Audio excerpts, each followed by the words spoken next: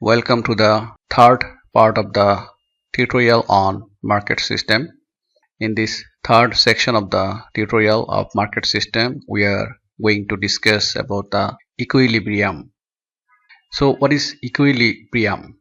As you can see, the equilibrium indicates the point at which the quantity demanded by the customers equals to the quantity supplied by the producers at a specific price. I mean, there will be a equal quantity of demand and equal quantity of supply at a specific price, and that point of equal quantity of demand and equal quantity of supply is known as equilibrium point.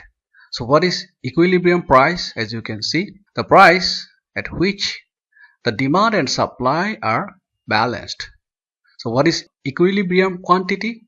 The quantity of product or service that is traded at the equilibrium price. So normally this is the point where the quantity demand will be equal to the quantity supplied by the producers. So as a business graduate, why should you learn the equilibrium? Because based on the equilibrium, you have to adjust the market. As for example, whenever there is a surplus, I mean excess supply.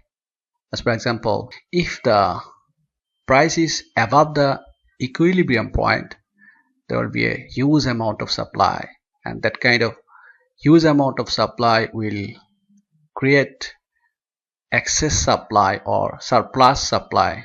In that case, as a producer, you have to lower the prices to sell the excess stock or excess products or service. On the other hand, there may be excess demand, I mean shortage of supply. When the price is below the equilibrium point, there will be a low supply. In that case, when the price is below the equilibrium point, there will be a huge amount of demand that will exceed the amount of supply. In that case, there will be a shortage of supply. So as a producer, you have to raise your price to balance the high demand. That means as a business graduate, you have to know that you have to adjust the market. How? So whenever there is a surplus of supply, you have to reduce the price of the product to sell the excess product. Or whenever there is a shortage of supply, you have to raise the prices of the product to balance the high demand. Now we are going to learn about the role of price in setting the equilibrium point. As you can see, price acts as a signal. I mean, you will get idea where as a producer you have to allocate your resources. So whenever as a producer you think that there is a high demand of a product, then you should allocate your resource for that high demand product. As well as you have to think which product the customers are expecting. I mean, which product the customers are giving more value.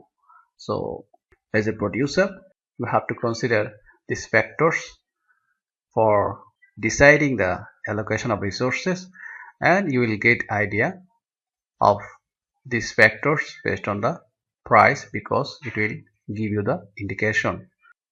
The prices will be increased whenever there will be a high demand.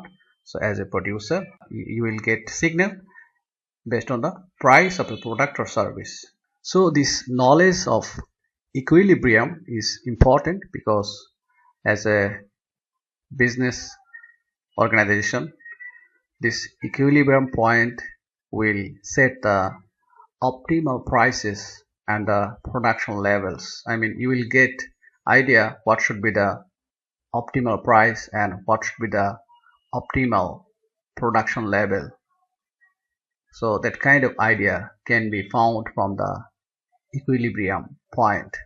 Now we are going to discuss application of the market theory in the real world. As you can see in the last two tutorials we have learned about the supply and demand, and now we are going to learn what are the real world impact of this supply and demand. As you can see, as for example, housing market.